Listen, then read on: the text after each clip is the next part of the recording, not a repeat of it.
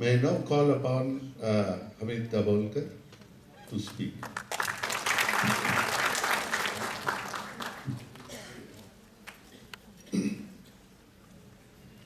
Dignitaries on dais, friends and colleagues. I stand here in front of you with lot of mixed emotions. On one side, there is a deep pain and anguish of losing my beloved father and Comrade Pansare after that, and Professor Kalburgi, and the delay in the investigation, extremely insensitive delay in the investigation of these three murders. But on other side, there is a definite ray of hope, a feeling of solidarity when we see in last few months in many gatherings a lot of youths and like-minded people coming together in supporting this cause. Right from the day of the brutal assassination of Dr. Narendra Dhabolkar, we were repeatedly telling this to the investigating agencies that this is not a personal or family dispute issue. This is not a property dispute issue. This is a planned assault on an ideological framework. This is a political murder. And if you don't arrest the culprits soon, then there will be more murders to come. Sadly, nobody paid heed to that. 1.5 years after Dr. Narendra Dhabolkar's murder, in the same manner, Comrade Pansare was killed in Kolhapur. Within next 4 months, Comrade Professor Kalburgi was killed in Dharwad. It was very much possible for the state government and the central government, the topmost agencies of this country like CBI were investigating these cases. But it's really sad that they failed to, after repeated informations and reminders, to protect the lives of these activist leaders. The most important thing that comes to my mind, and the question that comes to my mind, and many of you also must be thinking around the same lines, that why it is so difficult to identify these people even after there are reports in open public media which say the three of the rationalists were killed by same set of weapons.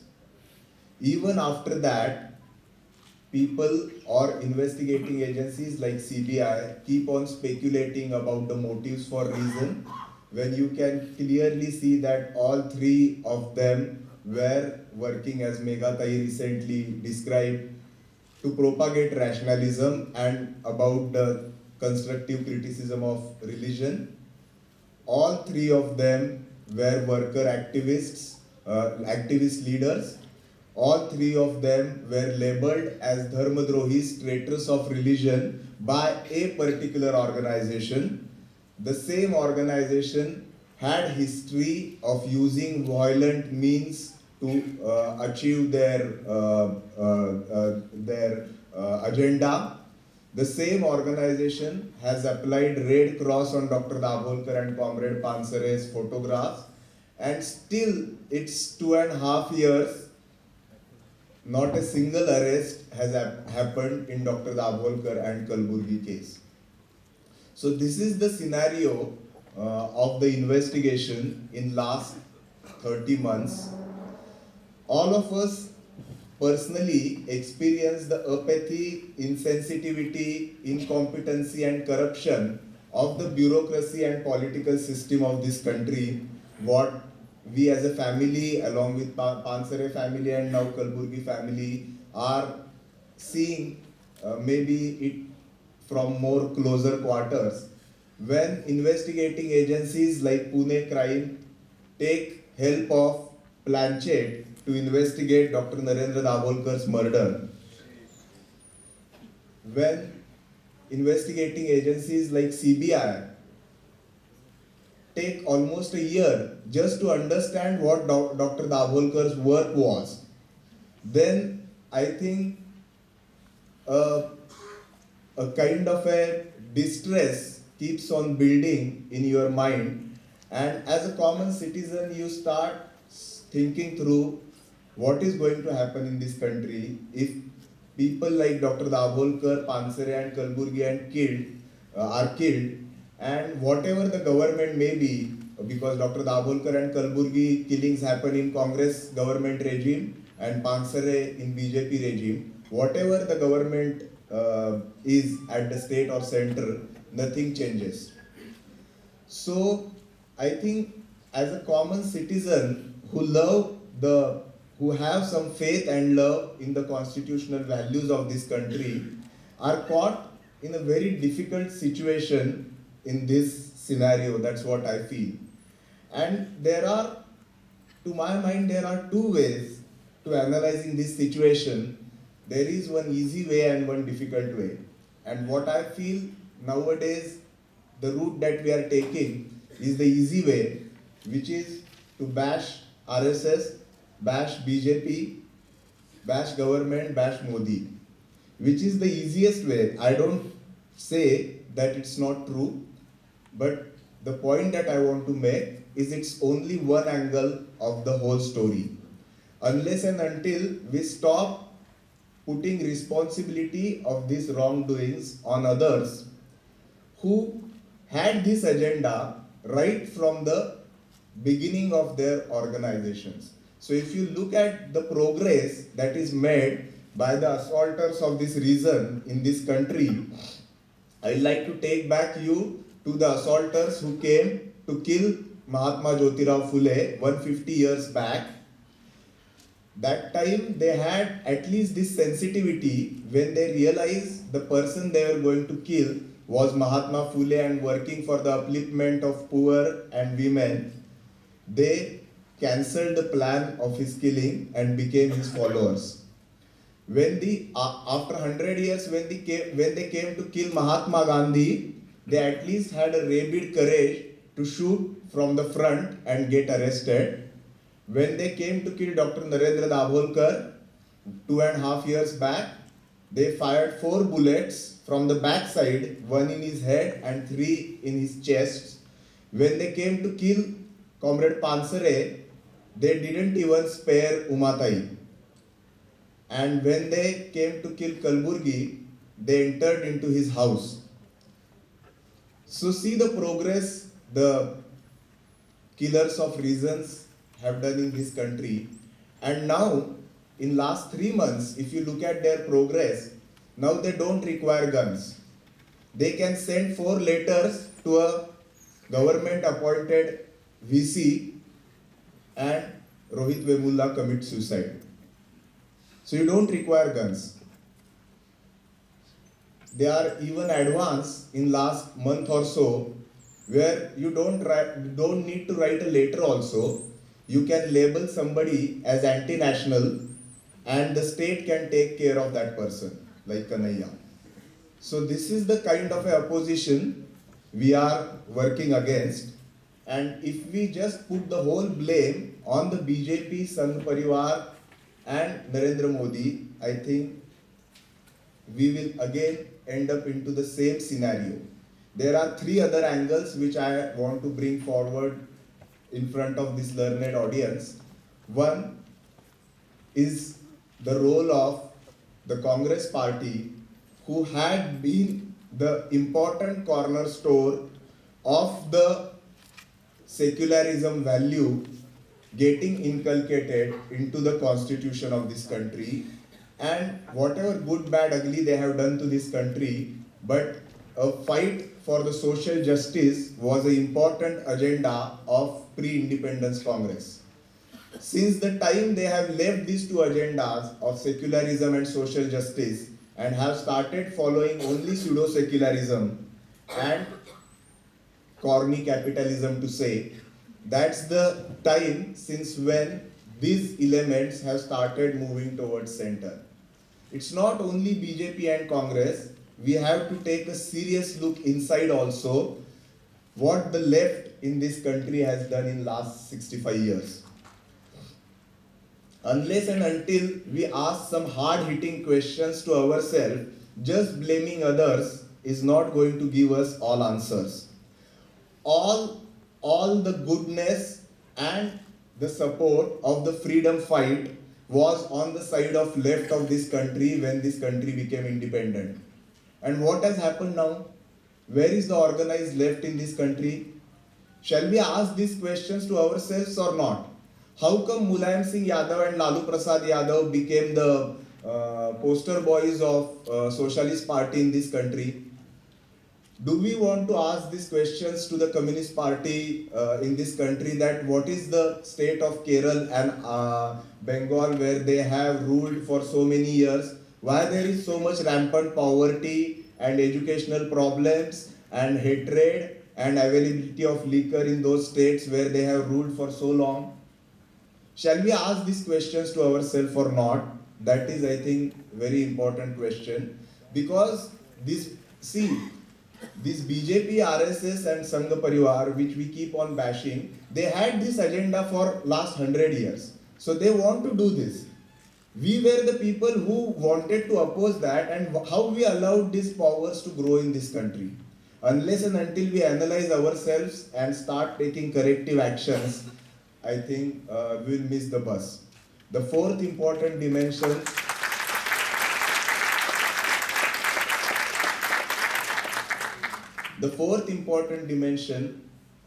which I want to flag up is the self-absorbed middle class of this country. Unless and until that self-absorbed middle class start taking some action, start taking up some responsibility, just looking at the Modi and Rahul Gandhi battle and taking their sides, either of their sides on WhatsApp or Facebook, is not going to help in any way to take this dialogue to any logical conclusion.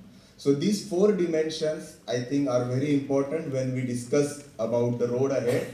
Briefly, in next 5 minutes, I will just like to take you through a small story of the organization that I work for and the way we approach this situation in last 2.5 years. And if I have to sum up the whole thing for a shortage of time, I will like to quote a sentence written on J.W. Carver's tombstone, which Dr. Narendra Dhabolkar also got inspired from. And what that sentence tells us is, start from where you are, with what you have, make something of it, never be satisfied. So this is the principle that as an organization, as a family, we have followed in last 30 months in this battle. And there are at least 4 or 5 important things that I think we continue to work around. First was obviously the investigation, because it was very evident that unless and until the investigation happens, next killings cannot be prevented. So we have continuously, in the democratic spirit, under the preview of constitution, have agitated across the state of Maharashtra and outside also. Every month, 20th, the date when Dr. Dhabolkar was killed, there are agitations across Maharashtra. On the bridge where he was killed, Vittal Ramji Shinde Bridge in Pune, not a single month has lapsed when our activists have not gone there and agitated against the delay in investigation. Not only the agitation, we have written the routine bunds, morchas, and submissions and memorandums, all that all of us do, but arranging the Nirbhay morning walks. Since Comrade Pansare was also killed on the morning walk, we arranged Nirbhay morning walks on every 20th across Maharashtra. Many of our workers observe a fast. Many of our workers donate their blood on the same day, and continuously we have kept this issue alive with best of our efforts. The question that we get repeatedly asked is that we have to do something which is corrective. And when people say that this is not good enough and something needs to be done which is corrective, that they means in Mumbai you can understand it's khal khatan. So pick up the stone and attack the state. So we have not taken at any point of a time support of violence or any unconstitutional mechanisms in this battle. So that's one thing. The second thing was about the fight of Anti-Black Magic Act, which was fought by Maharashtra Andhashraddha Nirmulan Samiti for 18 years under Dr. Narendra Dhabolkar's leadership, and which got passed after his killing after 4 months. People say that what happens after a act like this is passed? In last 2.5 years, there are arrests of more than 250 self-proclaimed godmen in Maharashtra, and when one such godman gets punished, then you can imagine how many people who get exploited through him get relief. The issue of Zat Panchayat, which was started just 1.5 months before Dr. Narendra Dhabolkar's brutal assassination. We have continued the work against the Zat Panchayat in Maharashtra, and last week only the Maharashtra government, the first of its kind in this country, the cabinet has cleared the anti-Zat Panchayat and Social Boycott Act. More than 250 such cases where relief of Zat Panchayat's victim has been given, and there can be a list of things which I can go on enumerating the activities that Maharashtra Andhashraddha Nirmulan Samiti has done. Just to conclude, the point that I want to make is about the sentence that Jayaprakash Narayan is quoted for many a times: the cost of freedom is continuous vigilance. The people who fail to continue with this kind of vigilance obviously have to pay cost of their vigilance. And before I end, I will like to quote Vinoba Bhave, who has said in last few years before his death, politics and religion will go and science and spirituality will prevail. So we have to keep this belief, keep the fearlessness of our mind intact. Remember the Nirbhay Bano that Bapuji said, and continue our work. Before I stop, I'd like to thank the organizers for giving me this opportunity, and also will request those from the audience who will like to join hands with Maharashtra Andhashraddha Nirmulan Samiti in their battle against superstition, caste and upholding constitutional values. Thanks a lot.